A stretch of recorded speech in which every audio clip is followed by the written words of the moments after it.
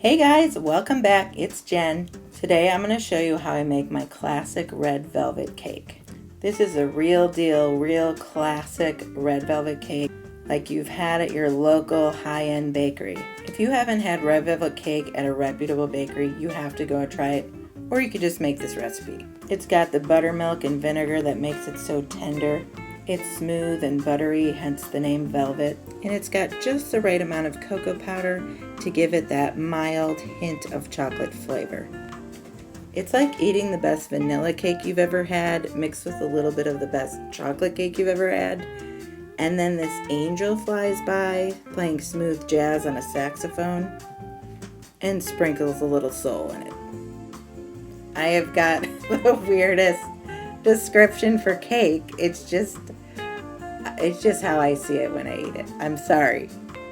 And this is just a description of the actual cake, and then you add cream cheese frosting to it.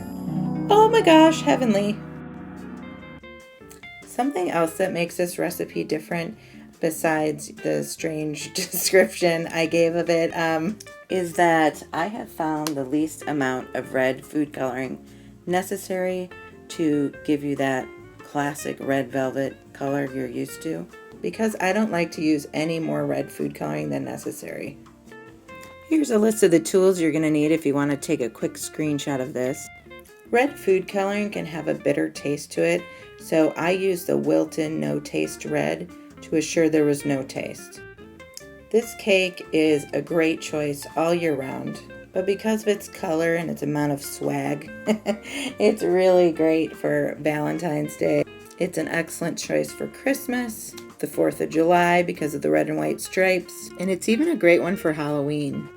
Alright, let's get mixing. So first, preheat your oven to 350 degrees and measure out your buttermilk and put it out to warm to room temperature. Take out your eggs and unsalted butter as well to warm to room temperature. It's always a good idea to have your cold ingredients warm to room temperature, but it's really important in this recipe because we're going to be melting the butter, so we don't want it to curdle when it mixes with the other wet ingredients. I put the recipe in the video description below if you want to follow along at home. Okay, now we're going to measure out all our dry ingredients and put them in the bowl of our stand mixer. This includes the flour, sugar, baking soda, cocoa powder, and salt. And I like to mix this on low speed real quick just until well combined. In a separate bowl, measure out your room temperature wet ingredients, which includes your eggs, vegetable oil, buttermilk, white vinegar, and pure vanilla extract. And then go ahead and melt your room temperature butter. I use the microwave on defrost. You do want this butter melted but not hot. Add your butter to your wet ingredients and then add your red no taste icing color. Lightly mix together this mixture just until well combined. Now you can add your egg mixture to your dry ingredients mixture and mix that on medium speed. I do 4 on the stand mixer until well combined. I mix it for about a minute. You don't want to undermix this, but you also don't want to overmix this. And remember to make sure you scrape your bowl, especially the bottom of the bowl. Okay, so now your batter is ready. So you can go ahead and grease your pans with cake release.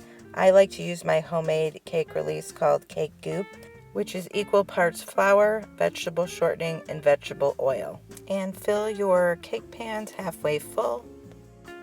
And be sure to tap the pan to get out any air bubbles and to level the batter. And go ahead and start baking. We really want to make sure we don't overbake these cakes because that will definitely dry them out. So what I like to do is start at 20 minutes and then I check it for jiggliness.